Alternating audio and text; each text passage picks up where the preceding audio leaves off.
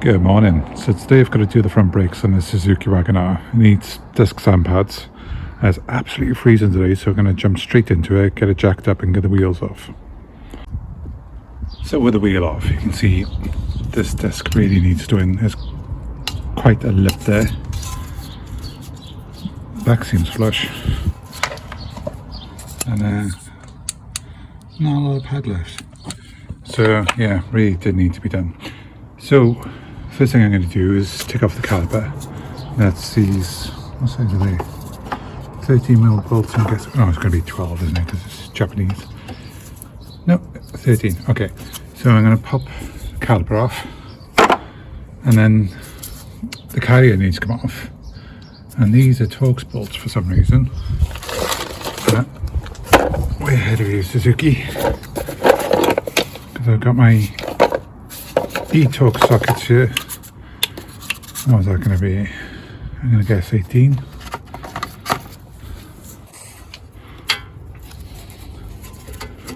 Yeah, it's an 18 e-Torx. So get the caliper off, get the carrier off, and then the disc can come off, and then just reversal. Okay, for whatever reason, Suzuki decided to put the hose right in front of the top bolt. So the top bolt will have to be done with a spanner. That's no biggie. I've already slackened them off a bit.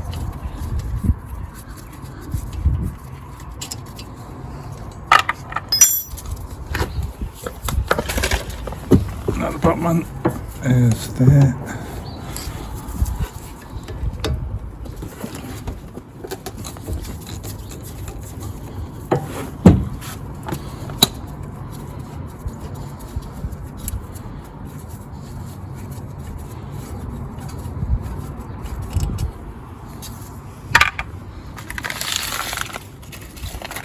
And what I like to do is just cable tie the caliper up to the spring out of the way.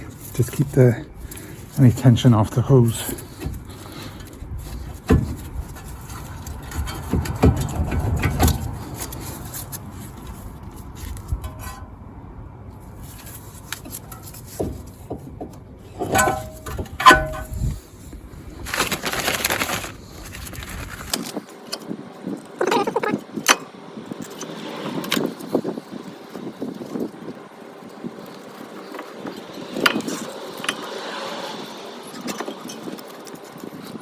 Okay, that'll do. So with the caliper off, I can get the pads out. Yeah, I think they would do.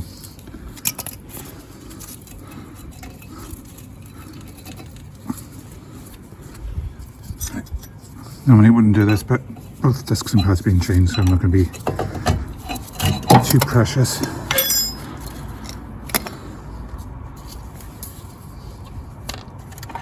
With that off, it's time for the carrier to come out.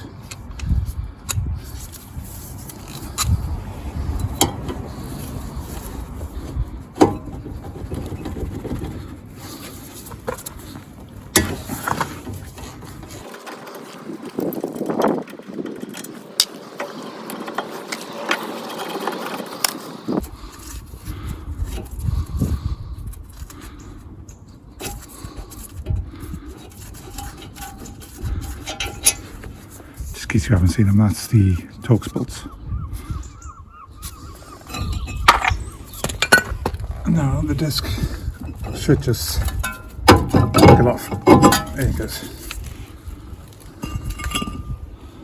Nice to see a bit of copper in there. Someone's been kind of maintaining it. Well, they probably maintained it up to a certain time, and now it's been standard for a little bit, hence the cobwebs.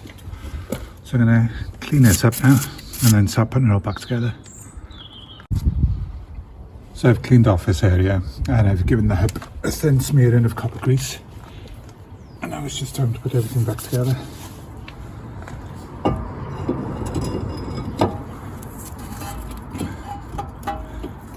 I like the way the discs come pre-dirty and slightly pre-rusty. Must have been a return at some point, a bit annoying.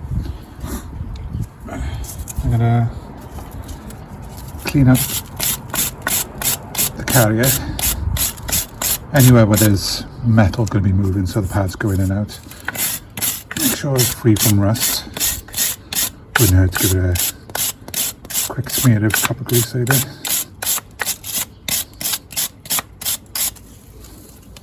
I've also cleaned off the threads on the studs just because I got access to it.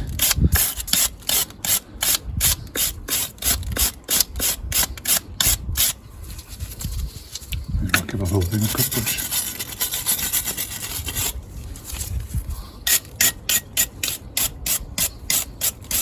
Get all the cobwebs off.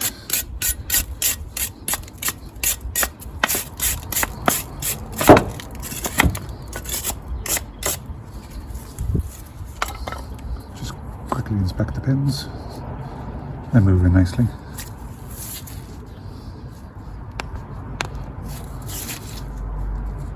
Yep.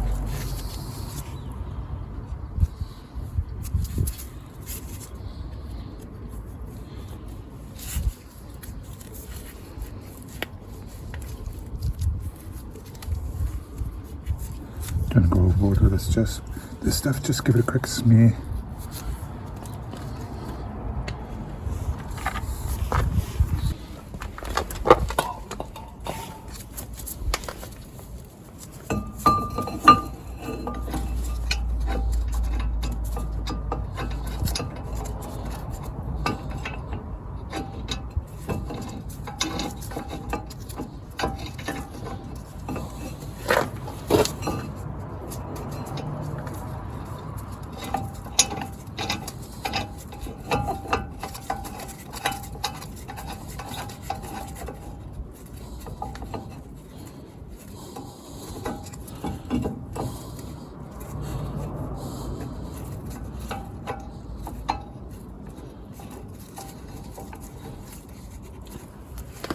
So it's taken way longer than it needs to. Hang on, let's just do a quick jump cut.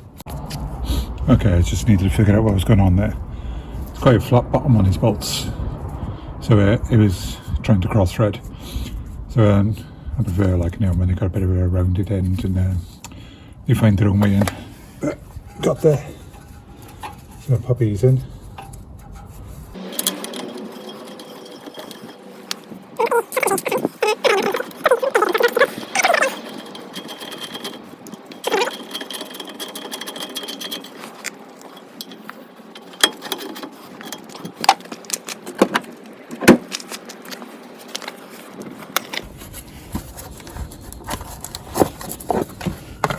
Got the new brake pads going now. I'm just going to open these up and compare them to the old ones.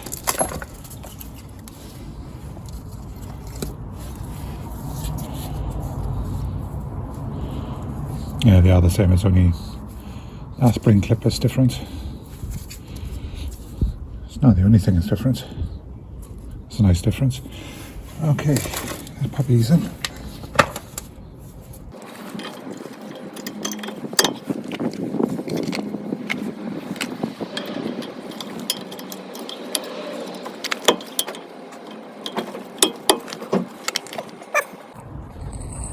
So with the pads in place, the caliper's going to have to, where the piston and the caliper's going to have to be pushed back because the pads were so thin, the piston was quite out. So now the pads are thicker, you need more space in there. So before we push that in, I need to come up to the brake master cylinder up here and take the top off, because we need to allow pressure to be backed up, because as you push the piston and the caliper, that's going to push all the fluid up here.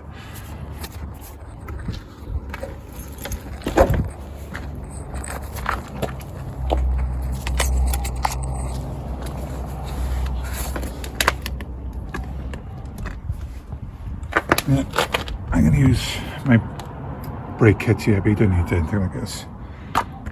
It's just because I've got it and it's easier. You can get a G-clamp or something on there.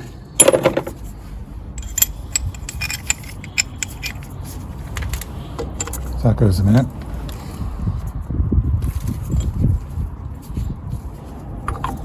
I need something that fits in there, like, oh, first try, that never happens. And slide him in.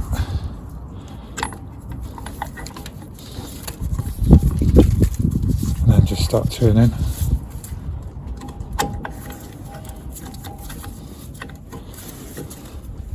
I'm just going to push him all the way in.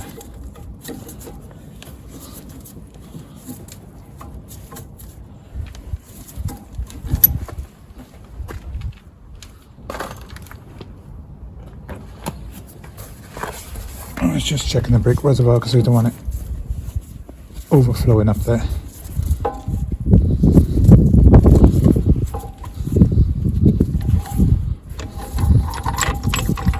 So that should be plenty.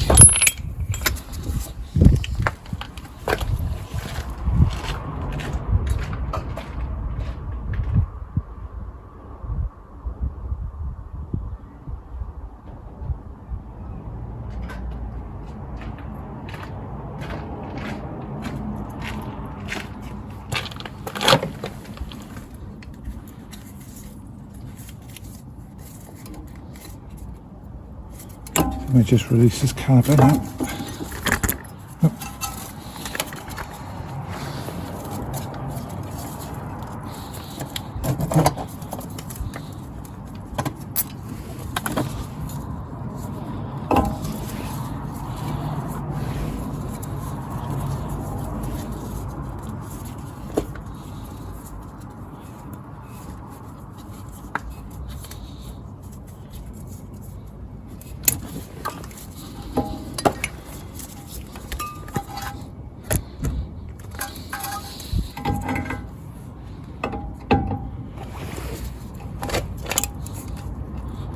Nope, he's going to move. Okay, wasn't expecting that.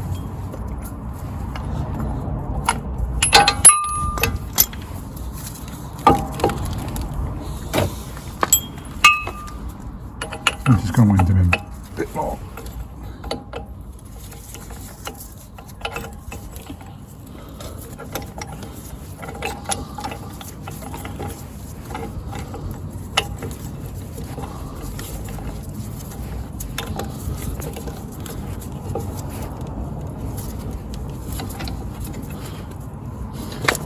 This piston's winding in really easily as well, which is reassuring.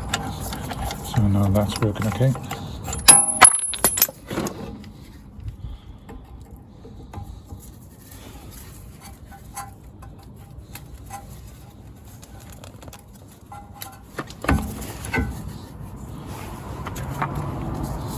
And then it's just a case of bolting it back up.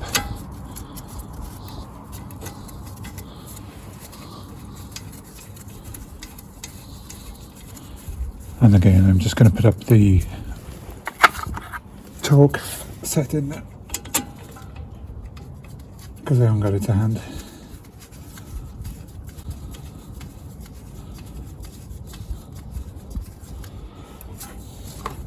Yeah, I'm going to tighten these up now, and then I'm going to do the other side, and then it's time for bleeding.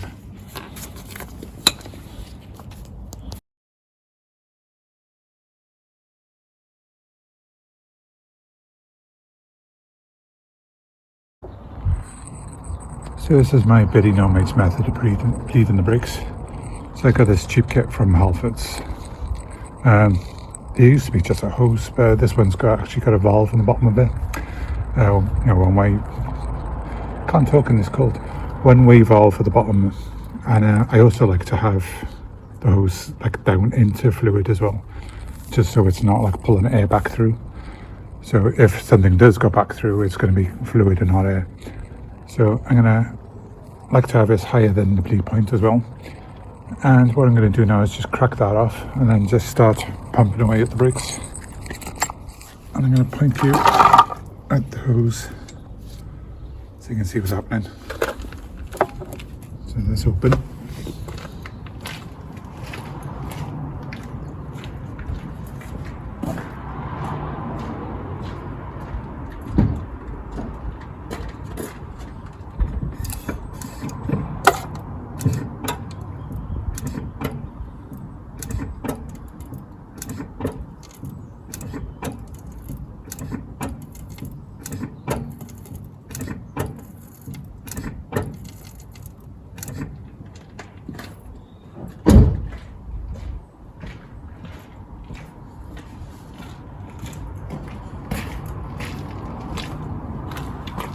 so I'm gonna have to watch our footage back for myself, but going by that hose, looks like it's nice, just solid fluid, no air bubbles, and the pedal feels good. So I'm gonna tighten this up and then I'm gonna do the other side.